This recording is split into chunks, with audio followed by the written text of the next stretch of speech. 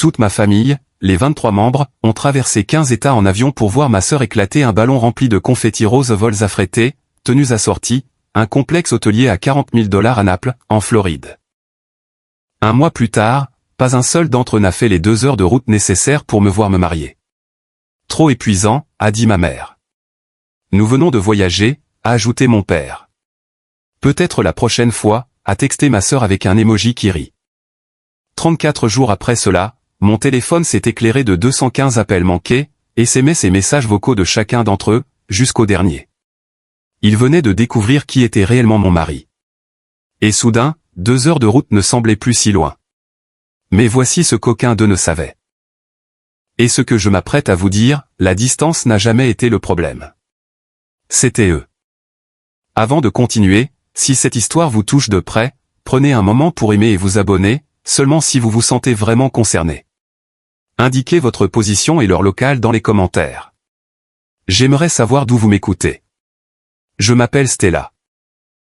J'ai 31 ans et voici comment j'ai perdu ma famille et découvert que je n'en avais jamais vraiment une. Laissez-moi vous ramener à un samedi de mars. Le jour où j'ai réalisé que j'auditionnais pour un rôle que je n'allais jamais obtenir. La famille Townsend vivait à Falls Church, en Virginie, dans une maison coloniale de 5 chambres avec une véranda faisant le tour de la maison que ma mère repeignait chaque printemps. Toujours du faro et ball, parce que Patricia Townsend ne fréquentait pas Home Depot. La table de la salle à manger pouvait accueillir 8 personnes.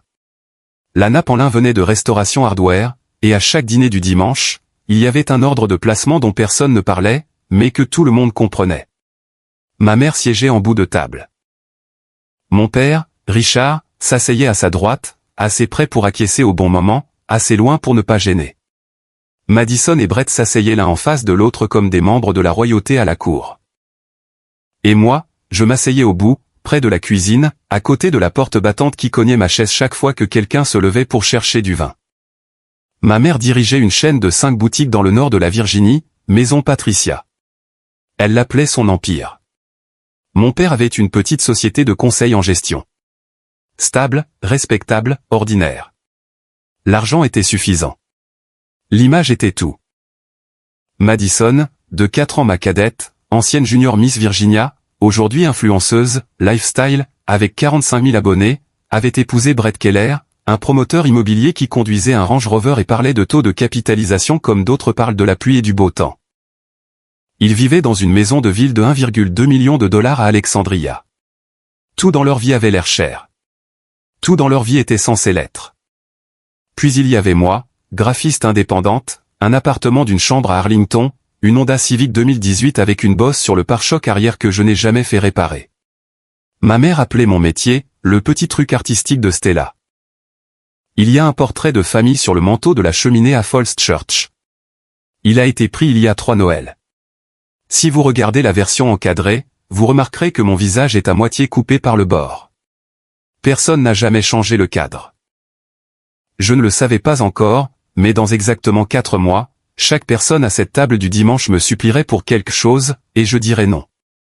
Le schéma n'a pas commencé avec le mariage. Il a commencé avec une peinture. J'avais 14 ans.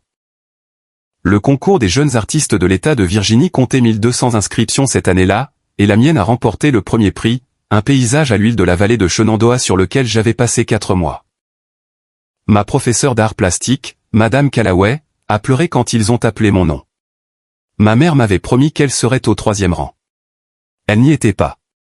Le 3e rang était vide. Toute la section était vide. Pendant que je me tenais sur cette scène du Richmond Convention Center, tenant une plaque avec mon nom gravé dans le laiton, ma mère était à 60 km de là, dans une boutique de mariage avec Madison, pour lui faire essayer ses tenues pour le concours Junior Miss Virginia. Madame Callaway m'a ramené chez moi ce soir-là. Je suis entré par la porte d'entrée en tenant ma plaque et ma mère a levé les yeux du canapé où elle épinglait l'écharpe de Madison et a dit « Oh, ma chérie, je suis tellement désolé, mais le concours de Madison est dans 2 semaines. Tu comprends? Ta petite peinture sera toujours là demain. » Elle n'était plus là demain. Elle n'a jamais été accrochée nulle part.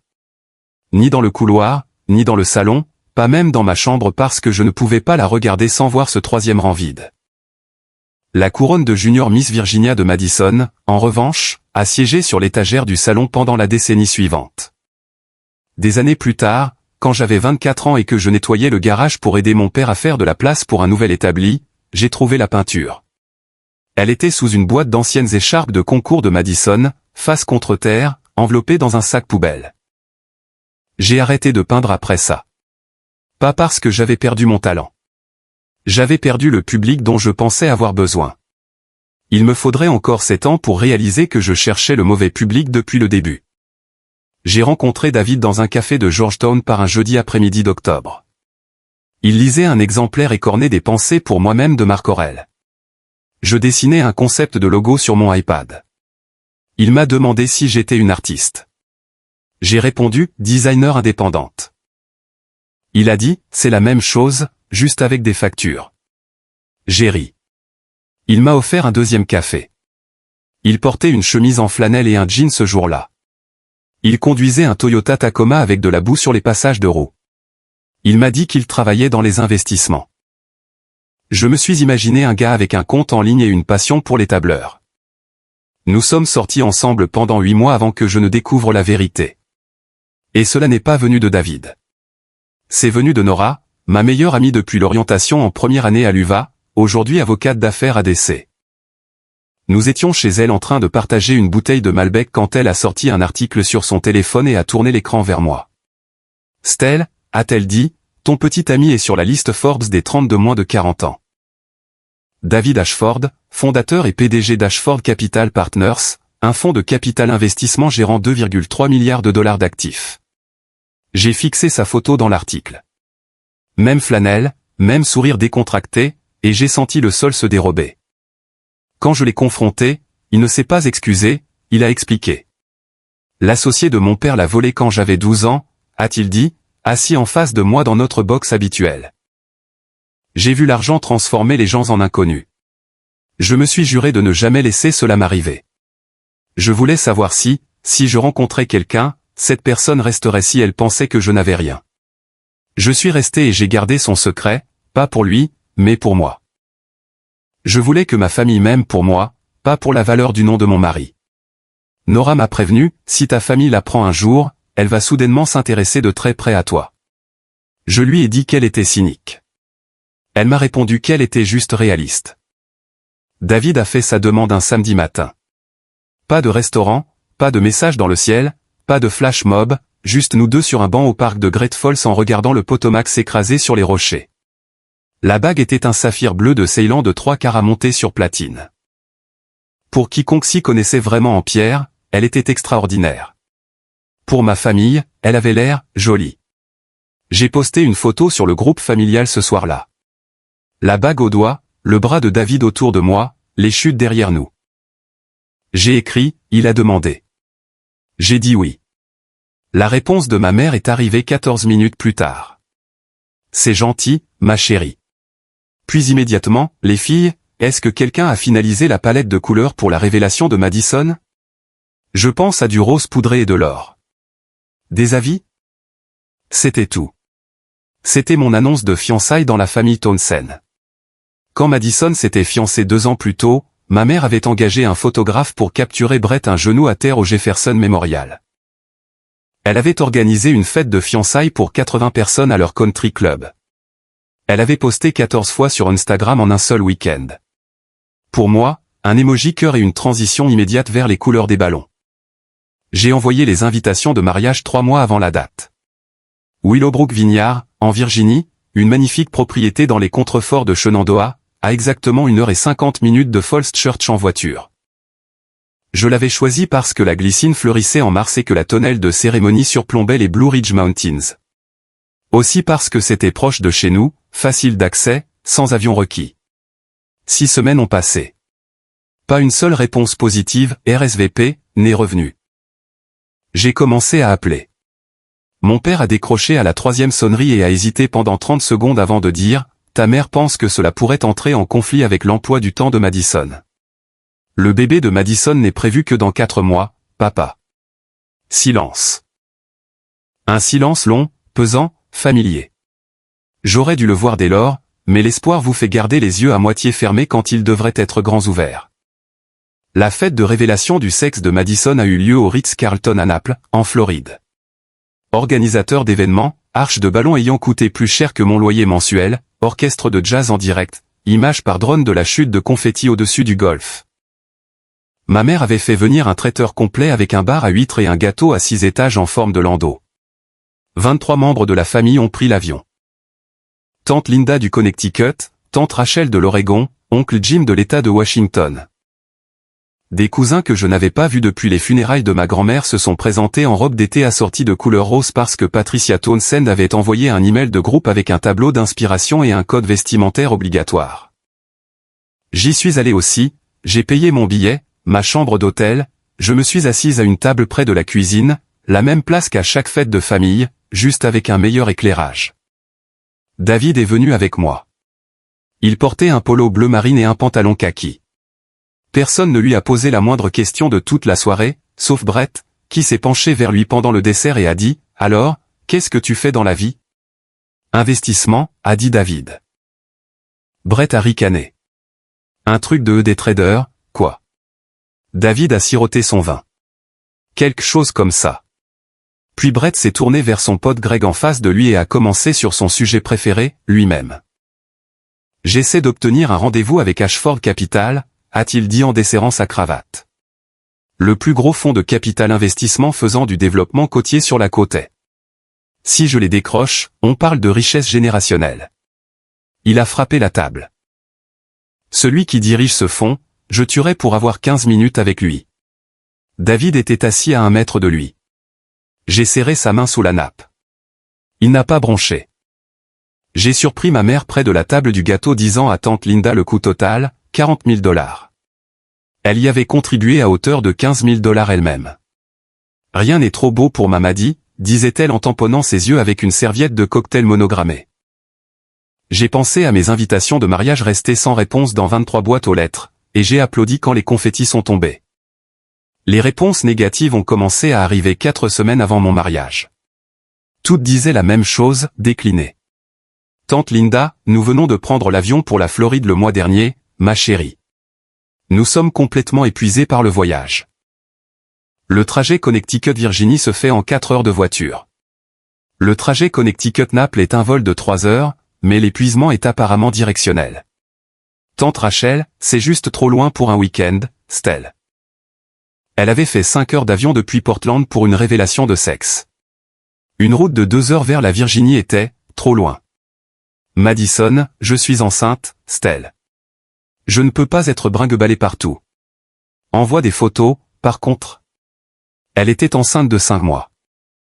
Le même stade de grossesse que lorsqu'elle s'était envolée pour la Floride et avait dansé jusqu'à minuit en talons. Mon père a texté, je vais essayer, Stella. Tu sais comment sont les choses. Il n'a pas essayé. Il n'est pas venu.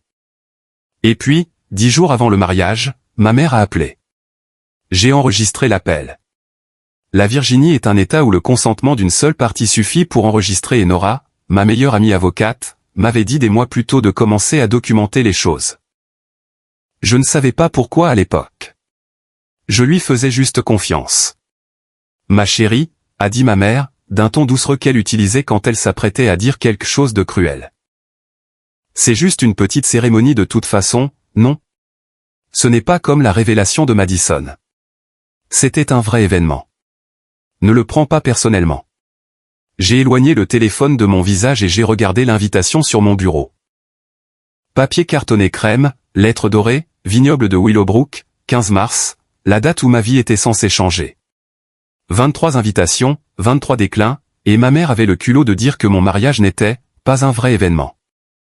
Je n'ai pas pleuré ce soir-là. J'ai ouvert mon ordinateur et j'ai fait des captures d'écran de chaque SMS, de chaque carton de réponse, de chaque excuse. Je les ai enregistrés dans un dossier sur Google Drive.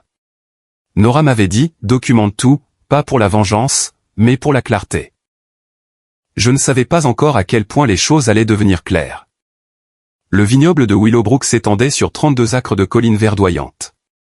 La tonnelle de cérémonie était drapée de glycine, mauve et blanche, tombant en cascade comme dans une peinture que j'aurais pu faire autrefois quand je peignais encore. 60 chaises blanches, 30 à gauche pour le côté de David, 30 à droite pour le mien. Le côté de David s'est rempli dès 15h15. Sa mère, Margaret, professeure de droit retraitée de Georgetown, était assise au premier rang dans un fourreau Oscar de la Renta couleur champagne. Son frère était venu de San Francisco. Son colocataire d'université, son directeur financier, son meilleur ami de colonie de vacances dans le Maine. 30 chaises, 30 personnes. De mon côté, il y avait Nora, 3 amis de l'UVA, 2 anciens collègues de l'agence de design où j'avais passé mes 2 premières années après mes études. 6 personnes, 24 chaises vides.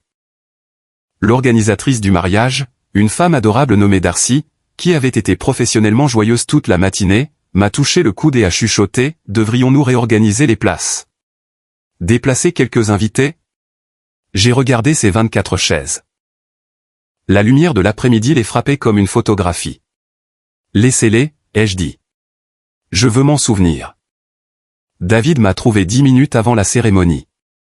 Il m'a pris les 2 mains et a dit, leur absence n'est pas ton échec. C'est leur perte. Et un jour, ils sauront exactement ce qu'ils ont manqué. Margaret a lu un poème pendant la cérémonie, quelque chose sur les racines, les rivières et les gens qui choisissent de rester. J'ai pleuré, pas de tristesse, mais à cause de la soudaine et vive clarté que j'avais passé 31 ans à mendier de l'amour auprès de gens qui n'en avaient pas à donner.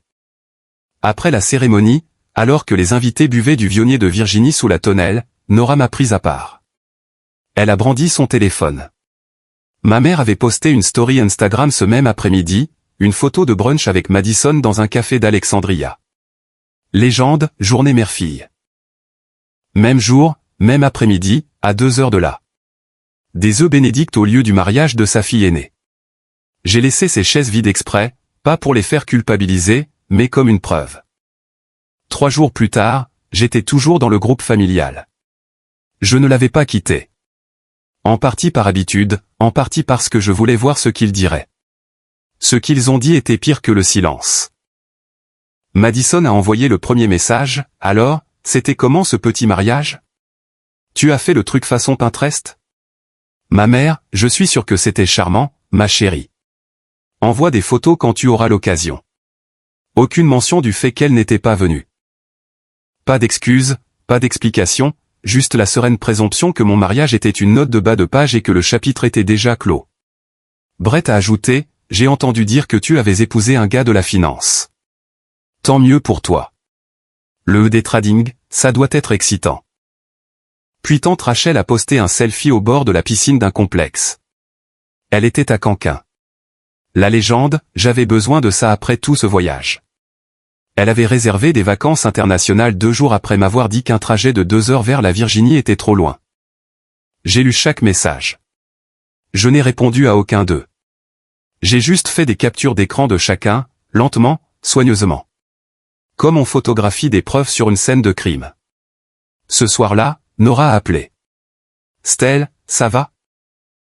J'étais assise sur le canapé de mon appartement d'Arlington, ordinateur ouvert, les messages brillants sur l'écran. David était dans la cuisine en train de préparer le dîner, me laissant de l'espace. J'ai fini d'espérer, ai-je dit. Et j'ai fini de me taire à ce sujet. Ce soir-là, j'ai créé un dossier sur mon Google Drive. Je l'ai nommé « Reçu ». J'ai tout téléchargé, les cartons de réponses que j'avais scannés, les captures d'écran du groupe, l'enregistrement de l'appel de ma mère, une liste comparative que j'avais faite qui s'était envolé pour la Floride, qui avait décliné la Virginie, et le kilométrage exact pour chacun. Nora avait dit « Documente tout pour la clarté ». Je ne savais pas encore ce que je ferais de ce dossier. Je savais juste que la clarté avait un poids, et que je la tenais enfin à 2 mains. Je dois faire une pause ici une seconde. Si vous regardez ceci et que vous avez déjà été celui dont les appels tombent sur messagerie, dont les étapes importantes reçoivent un « c'est bien », alors que quelqu'un d'autre reçoit une ovation debout, je vous vois. Appuyez sur le bouton « j'aime ». Pas pour l'algorithme, mais parce que votre histoire compte aussi. Maintenant, que s'est-il passé ensuite? Laissez-moi vous dire. 34 jours de silence, puis le chaos absolu. 2 semaines après mon mariage, les premières fissures sont apparues dans l'empire de Brett Keller. Bien que, empire, soit généreux pour ce qui s'est avéré être un château de cartes tenu par de la vantardise et de mauvais calculs. Son projet de condo de luxe, les Keller Residence à Virginia Beach, devait être son chef-d'œuvre. 42 unités au bord de l'eau, piscine à débordement sur le toit, tout le fantasme des brochures sur papier glacé. Mais l'entrepreneur général s'est retiré après que Brett a manqué 3 paiements d'étape consécutifs. Puis la banque a envoyé un avis, produisez 1,8 million de dollars sous 60 jours ou faites face à une saisie sur le prêt de construction. Brett a commencé à appeler.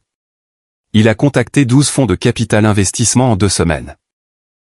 11 ont dit non après qu'un audit préalable a révélé ce que n'importe quel comptable compétent aurait remarqué, garantie surévaluée, absence de caution d'assurance obligatoire et 340 000 dollars de frais d'exploitation sans le moindre reçu. Le 12e fonds n'avait pas encore répondu. Ce fonds était Ashford Capital Partners. Ils étaient spécialisés dans les actifs en difficulté. Ils étaient la dernière porte encore ouverte, et Brett rampait vers elle sur les mains et les genoux. Si je n'obtiens pas ce rendez-vous, on perd tout, a dit Brett à Madison au téléphone un soir. Sa voix s'est brisée. La maison, les voitures, tout. Pendant ce temps, la chaîne de boutiques de ma mère périclitait. 2 de ces 5 boutiques maison Patricia avaient vu leur chiffre d'affaires chuter de 40%. Les renouvellements de baux arrivaient à échéance et ses propriétaires ne négociaient pas.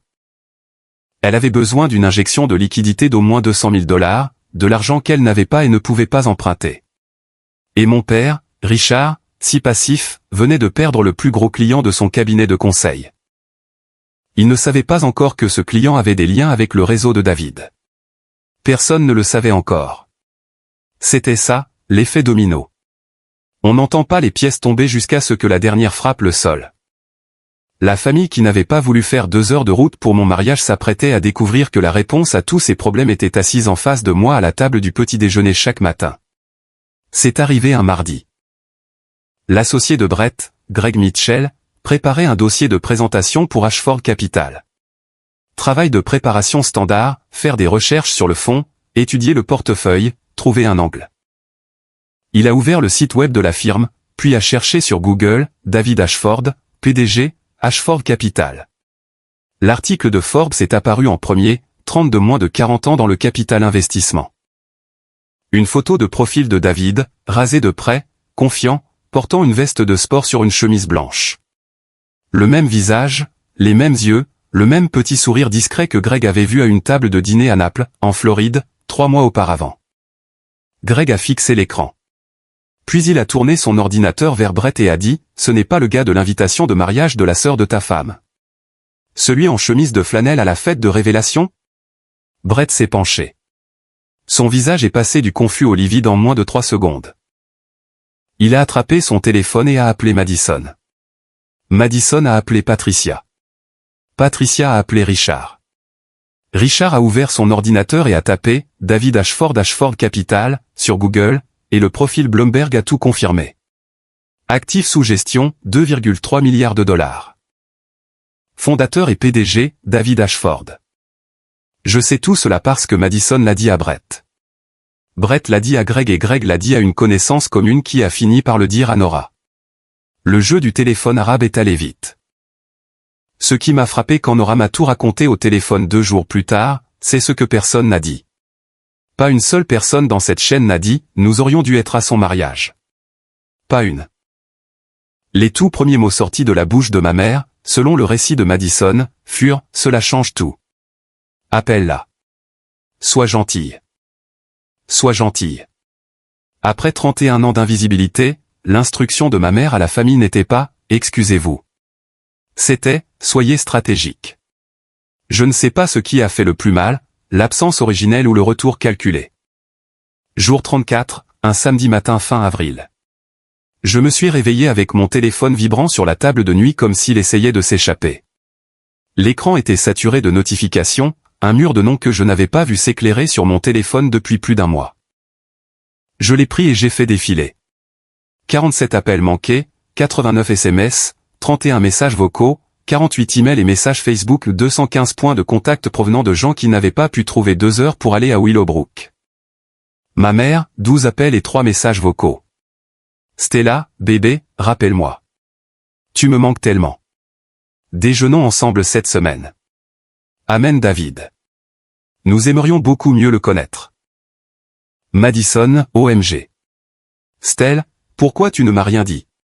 David est genre célèbre. On devrait tous se voir. Brett adorerait le rencontrer proprement. Brett, le même homme qui avait traité David de détrader 3 mois plus tôt, a laissé un message vocal qui semblait avoir été répété devant un miroir, et, Stella, c'est Brett. Écoute. Je pense que David et moi sommes partis du mauvais pied. J'aimerais vraiment lui payer un verre. Parler boulot. D'homme à homme. Tante Linda qui était, épuisée par le voyage, nous nous sentons terriblement mal d'avoir manqué le mariage. Quand pouvons-nous venir vous voir? Tante Rachel tout juste revenue de Canquin, Stella, je pense à toi. Organisons quelque chose bientôt. Mon père a envoyé un seul SMS, je suis désolé, Stella. J'aurais dû être là. Il était le seul à mentionner le mariage. Mais même son timing, 34 jours plus tard, la semaine exacte où l'article de Forbes circulait, ressemblait moins à du remords qu'à un nouveau calcul. David s'est assis à côté de moi sur le lit, lisant par-dessus mon épaule. Il ne m'a pas dit quoi faire. Il a juste dit, c'est toi qui décides. Quoi que tu choisisses, je suis avec toi. J'ai posé le téléphone face contre terre sur la table de nuit. 2 heures de route étaient trop loin pour mon mariage, mais un coup de téléphone à la femme d'un milliardaire? Soudain, la distance n'existait plus. Je n'ai répondu à aucun message. Le son de la cloche a retenti un jeudi matin. Je n'attendais personne. J'ai ouvert et j'ai trouvé ma mère debout dans le couloir de mon immeuble à Arlington, tenant un panier cadeau Williams-Sonoma et portant une veste en tweed Chanel que je l'avais vue acheter en ligne l'automne dernier quand elle pensait que je ne faisais pas attention. Stella. Elle m'a serré dans ses bras, fort, de manière théâtrale, le genre d'étreinte qu'elle réservait aux performances publiques. Tu m'as tellement manqué, bébé. Elle est entrée sans attendre d'être invitée. Ses yeux bougeaient vite, cataloguant l'appartement, une chambre, étagère Ikea, un bureau couvert de maquettes pour clients. Puis son regard a accroché la peinture au-dessus du canapé, une pièce abstraite à l'huile dans les tons bleu profond et argent. Elle l'a survolé du regard et est passée à autre chose. Elle ne savait pas que c'était un original d'un artiste de galerie de Georgetown, un cadeau de mariage de Margaret Ashford. Elle avait coûté 45 000 $. Ma mère est passée juste devant. Elle a posé le panier sur le comptoir et a pivoté vers la raison de sa venue. Alors, David travaille dans la finance. Brett dit qu'il est très brillant. Nous aimerions beaucoup vous recevoir tous les deux à dîner à la maison, comme une famille. Tu veux dîner, ai-je dit, comme une famille. La famille qui n'est pas venue à mon mariage. Oh, chérie, ne revenons pas là-dessus. Tu sais à quel point tout le monde était occupé. Elle a agité la main comme si elle balayait des miettes sur une nappe. Maintenant, parle-moi du travail de David. Est-il, maman? J'ai fait un pas en avant. Tu n'es pas venu ici parce que je te manque. Tu es venu parce que tu as cherché mon mari sur Google. Son sourire s'est figé. Pendant une seconde, le masque est tombé. J'ai vu l'éclair d'irritation qu'elle réservait habituellement aux gérants de magasins qui contestaient ses retours. C'est injuste, Stella. Je suis ta mère. Alors agis comme telle, j'ai tenu la porte ouverte. Elle est restée là pendant 3 secondes entières avant de ramasser son panier et de partir. Par la fenêtre, je l'ai regardée monter dans sa voiture, et sur le siège passager, en train d'attendre, il y avait Madison. Elles étaient venues ensemble. Elles avaient planifié ça. Tu as oublié mon exposition d'art, ma remise de diplôme et mon mariage. Mais tu t'es souvenu de la valeur nette de mon mari. J'en ai pris note. Quand la douceur n'a pas fonctionné, ma mère est passée à la pression. Dans les 48 heures suivant la fermeture de ma porte au nez, tous les téléphones que je possédais ont commencé à sonner dans le cadre d'une campagne coordonnée qui aurait impressionné un comité d'action politique. Madison a appelé la première, Stell, maman est vraiment blessée. Tu es égoïste. Tout ce qu'elle voulait, c'était un dîner. Est-ce vraiment si terrible? Puis Brett par email, en mettant Madison en copie comme s'il s'agissait d'une réunion de conseil d'administration, Stella. Je pense qu'il y a eu un malentendu. J'aimerais beaucoup discuter d'une synergie commerciale potentielle avec David. Cela pourrait bénéficier à toute la famille. Organisons un appel. Tante Linda, Stella, ne sois pas difficile. Ta mère se soucie de toi. Mon père par SMS, s'il te plaît, viens juste dîner. Ça va passer. Et tante Rachel, celle qui était partie à Canquin au lieu de venir à mon mariage, a posté sur Facebook cette semaine-là, la famille, c'est tout, et m'a identifié publiquement pour que tout le monde voie à quel point elle était dévouée. J'ai bloqué 8 numéros. Ils ont appelé de nouveaux numéros. Je les ai bloqués aussi. Ils ont utilisé les téléphones d'autres personnes. L'appartement donnait l'impression d'être assiégé par des gens qui n'avaient jamais frappé à ma porte quand j'étais juste Stella. David a proposé d'intervenir. Il aurait pu passer un seul coup de téléphone, une seule phrase du PDG d'Ashford Capital, et tout se serait arrêté. J'ai dit, non. Si tu te bats à ma place, ils ne me respecteront jamais. Ils ne feront que te craindre. Ce n'est pas ce que je veux. Il n'a pas insisté. Il m'a préparé à dîner à la place, des pâtes au citron et au capre avec un verre du même vionnier que celui servi au vignoble. Nous avons mangé en silence et le silence ressemblait à une forteresse. Il pensait que j'étais têtu. Il n'avait aucune idée que j'étais délibéré. Le message vocal est arrivé à 23h14 un mercredi soir. La voix de ma mère tremblait, douce et brisée d'une manière que j'avais entendue peut-être 3 fois dans ma vie. Stella, je sais que je n'ai pas été parfaite. Je sais que j'ai fait des erreurs, mais je suis ta mère. Quoi qu'il se soit passé, quoi que j'ai fait de mal, ne m'exclus pas. S'il te plaît, je t'en supplie. Je me suis assise sur le bord de mon lit et je l'ai écouté 3 fois. Ma poitrine me faisait mal. Des larmes ont coulé sans permission.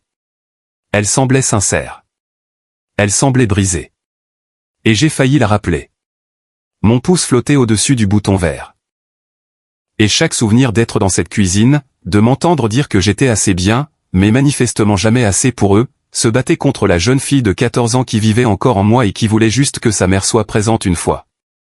David était sur le seuil de la porte. Il n'a pas parlé. Il n'a pas bougé vers moi ni ne s'est éloigné. Il est juste resté là. Et dans le calme, j'ai appelé Nora à la place. Elle avait l'air sincère, Nora. Peut-être que je suis trop dur. La voix de Nora était douce et ferme à la fois. Stell, ouvre le dossier.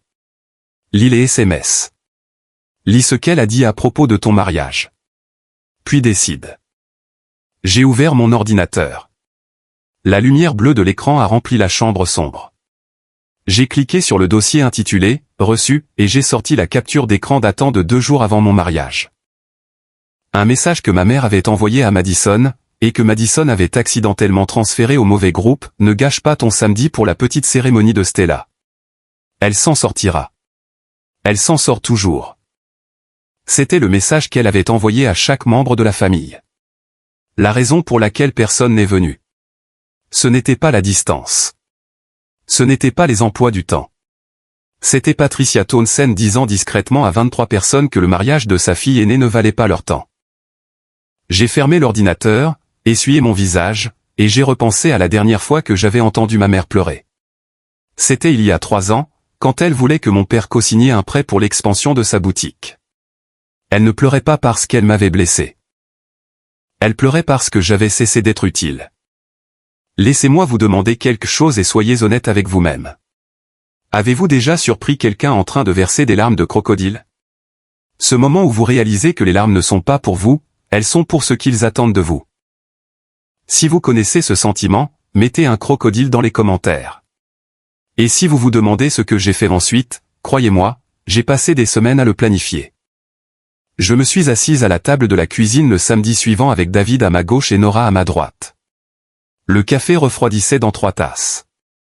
Un bloc-notes juridique était posé devant moi. Mon écriture y était petite et régulière. Je n'essaie pas de les détruire, ai-je dit, et j'étais sincère. Mais j'ai fini de prétendre que leur comportement est acceptable. S'ils veulent avoir accès à David, ils passent par le même processus que n'importe qui d'autre. Pas de remise familiale sur la décence humaine élémentaire. David s'est adossé à sa chaise. Tu devrais le savoir, Brett a soumis un dossier de présentation à Ashford Capital il y a 2 semaines via le processus d'admission standard. Mon équipe d'acquisition l'a signalé. Signalé comment? 3 drapeaux rouges. Brett a surévalué ses garanties d'environ 30%. Son projet de construction n'a pas la caution d'assurance requise. Et il y a $340 000 de frais d'exploitation qui ne peuvent pas être justifiés.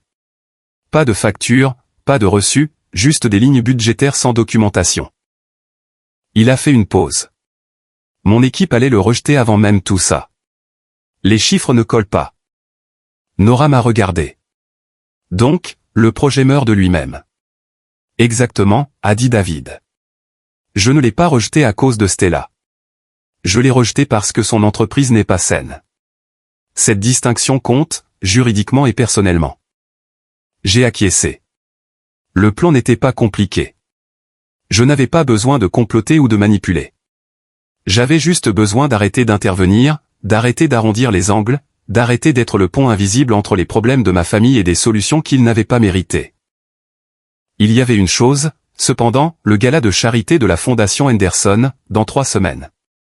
David devait y recevoir le prix du leadership. 400 invités, tenue de soirée exigée. Si ma famille l'apprenait et j'étais certaine qu'il le ferait, il serait là. Nora a fait glisser un mince classeur sur la table.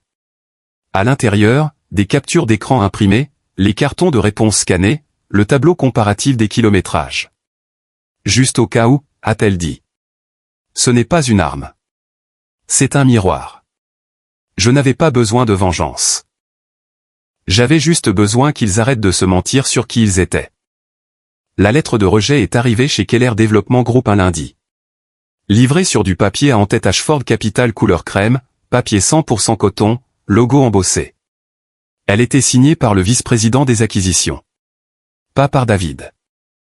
Procédure standard, le PDG ne signe jamais les rejets de dossier. Mais Brett ne savait pas que la lettre consistait en 3 paragraphes de courtoisie professionnelle enveloppant un verdict, après un examen approfondi des vérifications nécessaires. Le profil de risque des résidences Keller ne correspond pas à nos critères d'investissement actuels. Plus précisément, surévaluation des garanties promises, caution d'assurance de construction inadéquate et divergences non résolues dans les frais d'exploitation déclarés. Brett l'a lu debout dans son bureau. Puis il s'est assis. Puis il a pris sa tête dans ses mains. Il a appelé Madison cet après-midi-là. J'ai appris plus tard, encore une fois via la chaîne qui remontait toujours à Nora, que c'était la première fois que Madison entendait Brett pleurer. Ce soir-là, Brett a essayé de joindre David directement. Il a appelé le numéro principal du bureau d'Ashford Capital.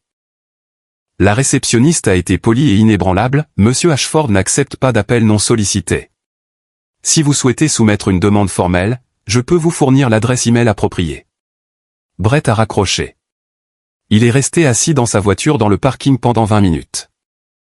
Puis il a appelé Patricia. J'ai besoin que Stella demande à David de reconsidérer, a-t-il dit. Si elle ne le fait pas, nous sommes finis.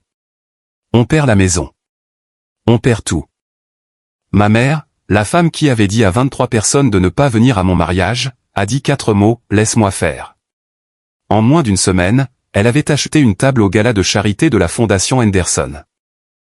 5 000 $ pour un siège dans la même pièce que le gendre qu'elle n'avait jamais pris la peine de rencontrer.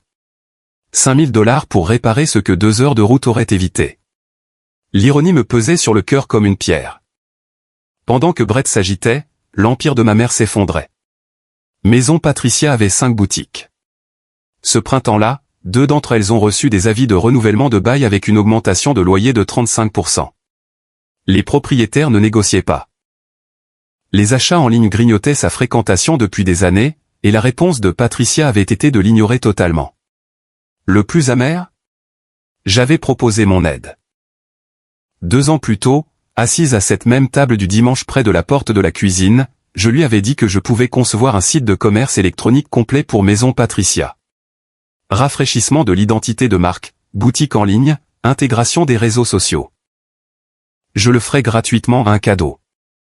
Ma mère avait souri comme on sourit aux enfants qui disent quelque chose de naïf, ma chérie, contente-toi de tes petits dessins.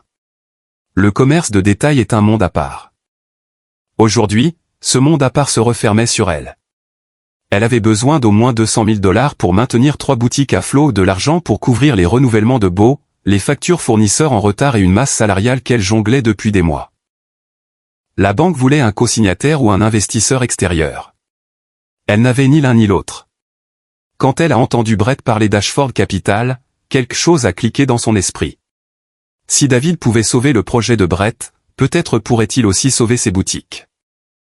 Deux problèmes, un gendre milliardaire. Elle a appelé mon père ce soir-là, nous devons être à ce gala, quel qu'en soit le prix. Richard avait un contact à la fondation Henderson. Il a acheté la table. 5000 $ que Patricia n'avait pas, débités sur une carte de crédit dont elle avait déjà du mal à payer les traites. Margaret Ashford m'a appelé le lendemain de l'achat. Ma chère, a-t-elle dit, un Townsend vient de réserver une table au gala. Est-ce ta famille? J'ai regardé par la fenêtre le Potomac, argenté dans la lumière de l'après-midi. C'était la veille du gala. J'étais dans le Penthouse de Georgetown en train d'essayer la robe que David avait choisie pour moi. Carolina Herrera, noire, longue jusqu'au sol, une beauté pure et discrète. Le genre qui ne s'annonce pas mais qui reste dans la pièce longtemps après que vous l'avez quitté. Je gardais toujours mon appartement d'une chambre à Arlington. Je ne l'avais pas abandonné. C'est celle que j'étais avant, avais-je dit une fois à David. Je ne veux pas l'oublier. Le Penthouse avait des bails vitrés donnant sur le Potomac. Les lumières du Kennedy Center scintillaient sur l'eau. Je me suis tenu devant le miroir en pied dans le hall et je me suis regardé. 31 ans. Carolina Herrera, bague en saphir captant la lumière de la lampe, et tout ce que je pouvais voir, c'était Stella à 14 ans sur une scène à Richmond, tenant une plaque de laiton, fixant une rangée de chaises vides. David s'est approché derrière moi. Tu n'as rien besoin de leur dire demain. Ta simple présence suffit. Non, ai-je dit. J'ai ajusté l'encolure. Ils ont besoin de l'entendre. Pas pour moi, mais pour la version de moi qui était sur cette scène à 14 ans et qui est rentrée chez elle avec sa prof d'art plastique. La cloche a sonné à 21h. Nora. Elle avait le classeur avec elle et le dossier des reçus imprimés, soigneusement organisé, avec des onglets, dans une mince couverture noire.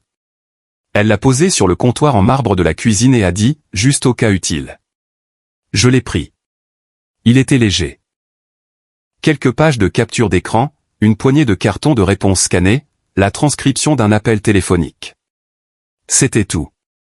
Mais chaque page portait le poids d'une promesse que quelqu'un avait brisée et n'avait jamais pris la peine de réparer. Je me suis regardé dans le miroir une dernière fois. J'avais passé 31 ans à me faire toute petite pour entrer dans leurs attentes. Demain, je me tiendrai de toute ma hauteur. Le gala de charité de la Fondation Henderson se tenait au National Building Museum à Washington, D.C. Un bâtiment aux allures de cathédrale avec des colonnes corinthiennes s'élevant à 20 mètres sous un plafond voûté. 400 invités en smoking et robes de soirée. Un orchestre de chambre jouant du Debussy près de l'atrium sud. Du Dom Pérignon sur chaque table. Un demi-million de dollars récoltés pour des organisations éducatives avant même le premier discours.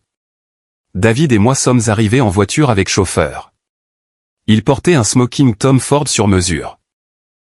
Je portais une petite pochette Bottega Veneta juste assez grande pour mon téléphone et quelques pages pliées. À l'intérieur, la pièce vibrait de pouvoir. Des PDG, des gestionnaires de fonds, 2 sénateurs en exercice, un ancien secrétaire de cabinet. Ils connaissaient tous David. Ils lui serraient la main, m'embrassaient sur la joue, nous félicitaient pour le prix. Vous devez être Stella, a dit une femme aux cheveux argentés. David ne s'arrête jamais de parler de vous. J'ai souri. J'ai serré des mains. Et de l'autre côté de la pièce, à la table 14, pressée contre le mur du fond comme une pensée après coup, je les ai vus.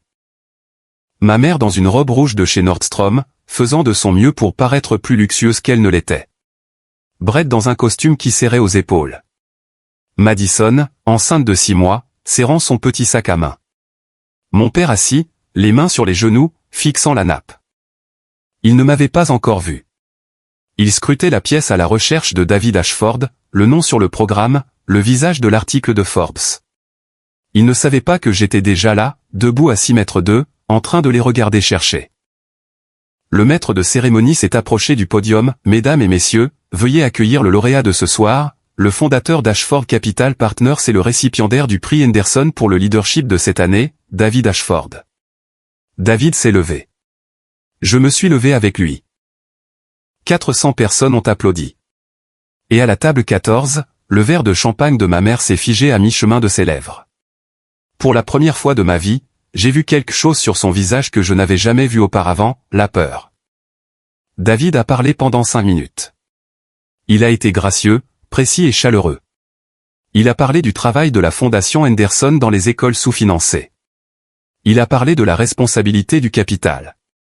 Il a fait rire une salle remplie de gens puissants à 2 reprises et les a fait réfléchir une fois. Puis il a fait une pause. Il m'a regardé directement. Je veux conclure en remerciant la personne qui me rappelle chaque jour que le succès ne se mesure pas à ce que l'on construit. Il se mesure à celui qui se tient à vos côtés quand vous n'aviez rien. Ma femme, Stella. Le projecteur m'a trouvé. Je me suis levé. 400 personnes se sont levées dans une vague d'applaudissements qui a rempli l'immense salle. À la table 14, ma mère était devenue livide. Madison serrait le bras de Brett si fort que ses phalanges étaient blanches. La mâchoire de Brett était contractée. Mon père regardait son assiette comme si la réponse à sa vie entière était écrite sur la porcelaine. Après le discours, je les ai vus bouger. Patricia s'est levée la première, ajustant sa robe, levant le menton, affichant le sourire éclatant et glacé qu'elle portait comme une armure. Elle a fendu la foule avec Madison et Brett la suivant comme un cortège officiel. Stella. Elle a ouvert grand ses bras. Oh mon Dieu, regarde-toi. Nous sommes si fiers de toi, ma chérie.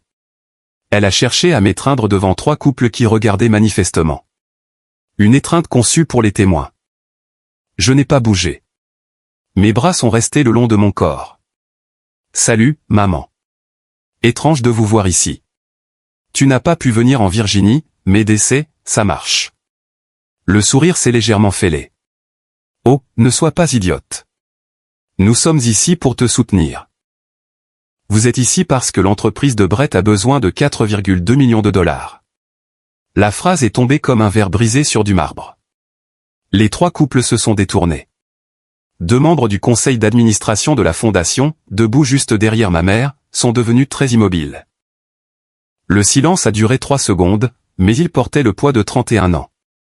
Ma mère s'est ressaisie vite. Elle le faisait toujours. Stella, ce n'est pas l'endroit. Tu as raison, ai-je dit. L'endroit était le vignoble de Willowbrook, le 15 mars, à 2 heures de chez toi. Mais tu n'y étais pas.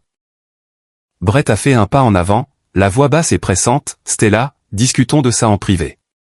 J'ai une proposition pour David. J'ai ouvert ma pochette. J'ai sorti une seule page pliée et la lui ai tendue.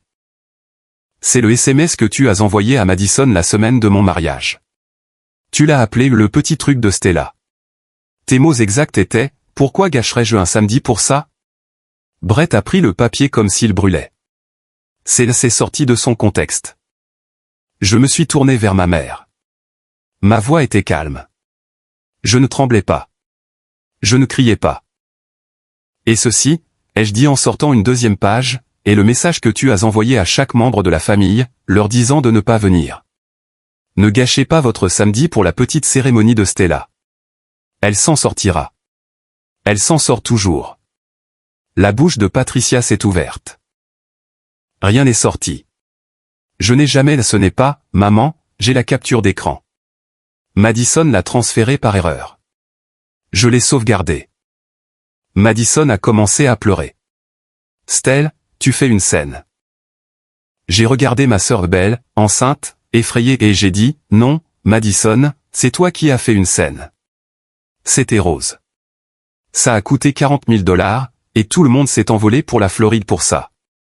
Je voulais juste 2 heures de leur temps. Je n'ai rien eu. Le groupe autour de nous s'était agrandi. Un membre du conseil de la fondation se tenait à 1 mètre à ma gauche. Une reporter du Washington Business Journal était à 3 mètres derrière ma mère. Personne ne parlait. Personne n'intervenait. Ils écoutaient, tout simplement. J'ai plié les pages, les ai glissées dans ma pochette et les refermées d'un coup sec. Vous n'êtes pas venu à mon mariage parce qu'il ne valait pas votre temps. Vous êtes ici ce soir parce que mon mari vaut votre argent. Je connais la différence. Et maintenant? Tout le monde dans cette salle la connaît aussi.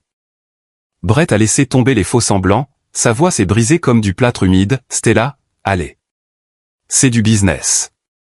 Tu ne peux pas laisser des sentiments personnels gâcher un deal qui vaut des millions. David s'est avancé. Il s'était tenu à 2 mètres derrière moi tout ce temps, les mains jointes, observant. Sa voix était calme. d'un calme de salle de conseil, le projet a été rejeté il y a 3 semaines, Monsieur Keller. Vos états financiers ne correspondaient pas à nos critères. Cela n'avait rien à voir avec Stella.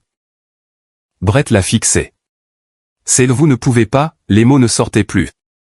Ma mère a tenté une dernière carte. Elle a cherché ma main, ses doigts se refermant sur les miens.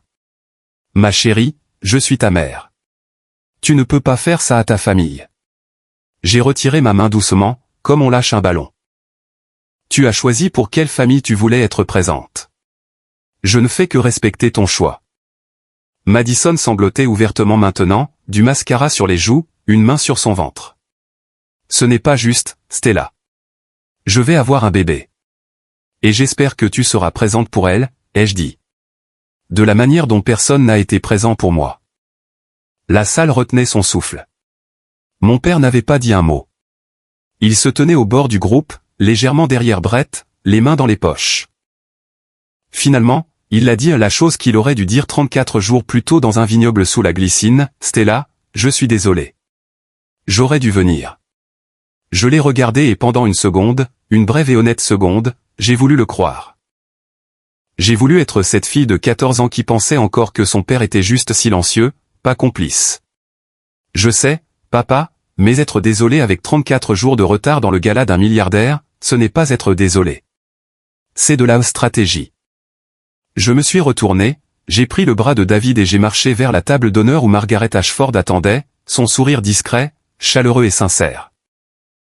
Derrière moi, Patricia Townsend se tenait au milieu de 400 personnes et, pour la première fois de sa vie, ne trouvait absolument rien à dire.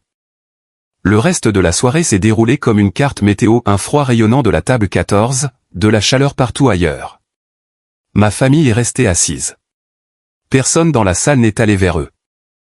Les 2 membres du conseil qui avaient surpris l'échange se sont déplacés vers les coins opposés de la salle. Et l'une d'entre elles, une femme nommée Hélène Calder, qui se trouvait être la plus grosse cliente de mon père, s'est penchée vers son mari et a dit quelque chose que je n'ai pas pu entendre. Elle n'a plus regardé la table de mon père. Brett a essayé une fois de plus. Il s'est approché d'un gestionnaire de fonds spéculatifs près du bar, s'est présenté et a pitché les résidences Keller en moins de 60 secondes. L'homme a siroté son bourbon, a regardé Brett de haut en bas et a dit « Je pense que vous devriez d'abord vous concentrer sur votre situation familiale, Monsieur Keller. » Puis il est parti. Madison est partie avant le dessert. Elle a pleuré dans les toilettes pendant 10 minutes, puis a commandé un Uber pour rentrer. Patricia a bu 3 coupes de champagne en 20 minutes et a dû être escortée jusqu'au hall par Richard, dont le visage semblait avoir été sculpté dans la pierre grise. Pendant ce temps, à notre table, David m'a présenté à la directrice de la fondation Henderson. Elle cherchait une designer pour repenser l'image de leur initiative éducative Nouvelle Identité Visuelle, campagne numérique, support de communication. Nous avons parlé pendant 40 minutes. Elle a aimé mon portfolio. Elle a aimé mes idées. Elle n'a pas mentionné une seule fois le nom de David pendant la conversation. Margaret a serré ma main sous la table, tu as géré ça avec plus de grâce qu'il ne le méritait, Stella. Une reporter du Washington Business Journal était au gala. Elle n'a pas écrit sur la confrontation, mais la semaine suivante, elle a publié un portrait, le couple de pouvoir discret, comment le PDG d'Ashford Capital et sa femme designer redéfinissent la philanthropie. Ma famille a lu chaque mot. Je le sais parce que Nora m'a dit qu'il l'avait partagé dans le groupe familial, le groupe que j'avais fini par quitter. Une semaine après le gala, la banque a officialisé les choses. Brett n'a pas réussi à obtenir un financement de remplacement dans le délai de 60 jours.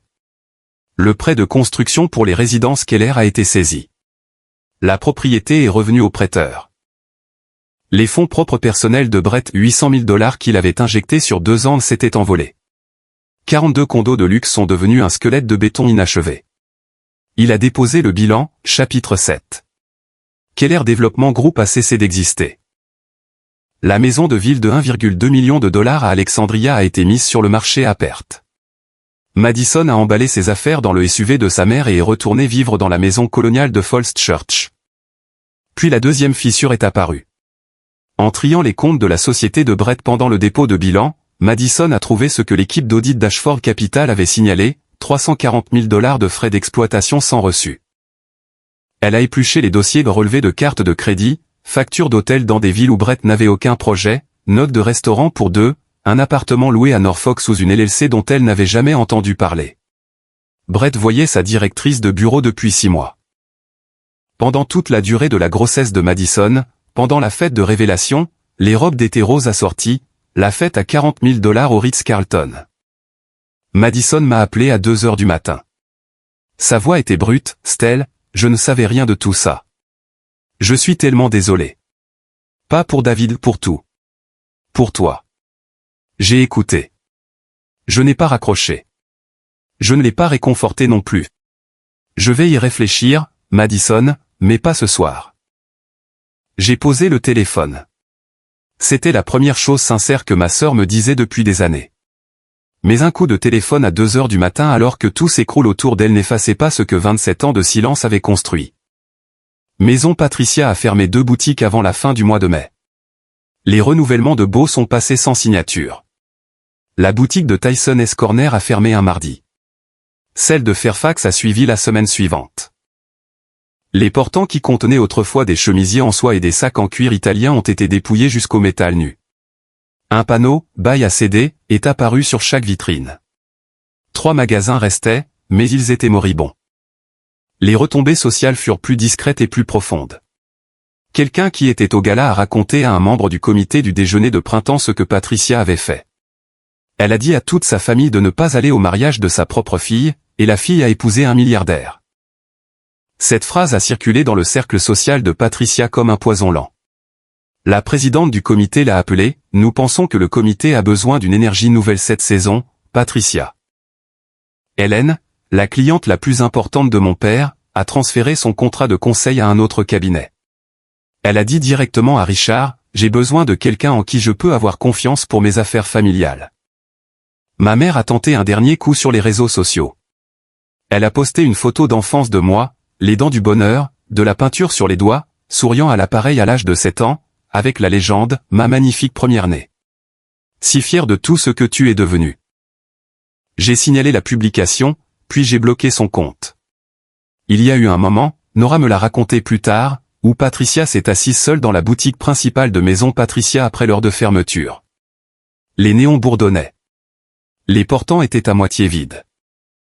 Quand suis-je devenue cette personne, aurait-elle demandé au magasin vide. Mais elle ne m'a toujours pas appelé pour s'excuser. Elle a appelé pour demander si je reconsidérais le fait que David jette un œil à son plan d'affaires. Cela m'a dit tout ce que j'avais besoin de savoir. 3 semaines après le gala, je me suis assise au bureau de mon appartement d'Arlington et j'ai écrit des lettres, une pour chacun d'eux, à la main. Nora a revu les versions finales. Ce qui restait était net. La lettre disait « Je n'écris pas ceci par colère. Je l'écris par clarté. Pendant 31 ans, j'ai attendu que cette famille me voie. Je me suis faite plus petite, plus silencieuse, plus commode. Espérant qu'un jour cela suffise. Ça n'a jamais suffi. Vous avez traversé 15 États pour une fête de révélation de sexe. Vous n'avez pas pu faire 2 heures de route pour mon mariage. Vous avez trouvé mon mari en 34 jours. Mais vous ne m'avez jamais trouvé en 31 ans. Je vous souhaite le meilleur. Mais je ne serai plus disponible. Pas pour les dîners, ni pour les fêtes, ni pour les propositions commerciales. Ce n'est pas une punition. C'est la paix. J'ai envoyé 5 copies en recommandé avec accusé de réception. Ensuite, j'ai changé de numéro de téléphone, bloqué chaque compte familial sur chaque plateforme. Nora est devenue le seul contact d'urgence. David m'a tenu dans ses bras ce soir-là sur le balcon. Pour la première fois en 31 ans, je n'attendais plus que personne ne vienne. 6 mois plus tard, voici où les dominos sont tombés. Le dépôt de bilan de Brett a été approuvé par le tribunal en août. Sa licence de promoteur en Virginie a été révoquée pour mauvaise gestion financière documentée.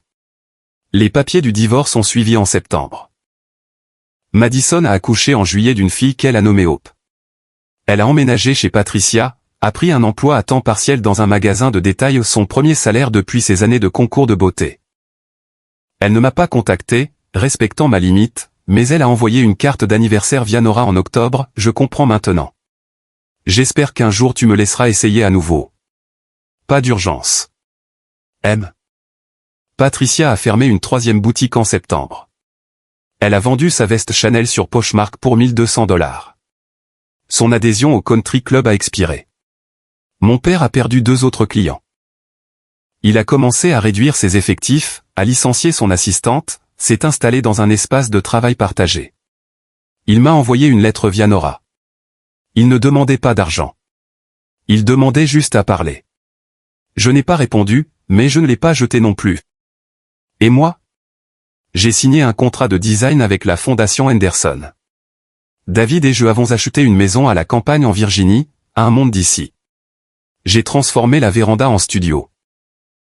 Au-dessus de la cheminée, j'ai accroché une peinture, un paysage à l'huile de la vallée de Shenandoah peint par une jeune fille de 14 ans qui avait remporté le premier prix et attendu 17 ans que quelqu'un le remarque. J'ai enfin trouvé un mur qui le méritait. La carte est arrivée par Nora un vendredi de novembre, écrite à la main sur du papier craft, Stella. Je l'ai nommée Hope parce que je veux être une mère différente de celle que nous avons eue. Je n'attends pas de pardon. Je veux juste que tu saches que j'essaie. M, à l'intérieur se trouvait un Polaroid du bébé. Au dos, elle a tes yeux. J'ai posé la photo sur mon bureau. Je n'ai pas appelé, je n'ai pas répondu, mais je ne l'ai pas rangée non plus. David l'a vue ce soir-là, elle est magnifique. Elle l'est, ai-je dit. Et j'espère que Madison lui donnera ce que nous n'avons jamais eu. Quelqu'un qui est présent. J'ai réfléchi à cela pendant longtemps. À la différence entre le pardon et l'accès. À la façon dont une limite n'est pas un mur, mais une porte avec une serrure. Et je suis la seule à détenir la clé. Madison pourrait changer l'appel à 2 heures du matin et la carte manuscrite montrait qu'elle changeait déjà ou non. On ne peut pas construire sa vie autour du potentiel de quelqu'un d'autre. Je n'ai pas fermé la porte parce que je m'en fichais. Je l'ai fermée parce que j'ai enfin commencé à me soucier de moi. Je suis assise sur la véranda pendant que je vous raconte cela. La campagne de Virginie à la fin de l'automne. J'ai une tasse de café à la main. David est à l'intérieur en train de préparer des pâtes. Je parcours mes contacts parfois. Mon téléphone est plus silencieux qu'avant. Le groupe familial n'existe plus. Les dîners du dimanche n'existent plus. La chaise vide au bout de la table a disparu parce que je me suis enfin levé. Ma mère avait raison sur une chose, mon mariage n'était pas comme celui de Madison. Celui de Madison était une performance. Le mien était une promesse. J'ouvre mon iPad et je commence à dessiner, une chaise isolée dans un champ de fleurs sauvages. Pas vide en attente. David sort sur la véranda, qu'est-ce que tu dessines? Quelque chose que j'aurais dû peindre il y a longtemps. Il s'assoit à côté de moi. Le ciel devient violet. On dit que le contraire de l'amour, c'est la haine. Je ne pense pas que ce soit vrai. Je pense que le contraire de l'amour, c'est de n'être présent que quand c'est pratique. Et je pense que la chose la plus courageuse que j'ai jamais faite n'a pas été de me tenir dans ce gala avec des reçus. C'était le lendemain matin, quand je me suis réveillé, que j'ai regardé mon téléphone et que je n'ai senti aucun manque. C'est mon histoire. Et si vous êtes arrivé jusqu'ici, merci de m'avoir écouté. Si vous avez déjà été la chaise vide à la table de quelqu'un d'autre, je veux que vous sachiez que vous suffisez. Vous avez toujours suffi. Le problème, ce n'était jamais vous. Votre histoire compte. Prenez soin de vous, Stella.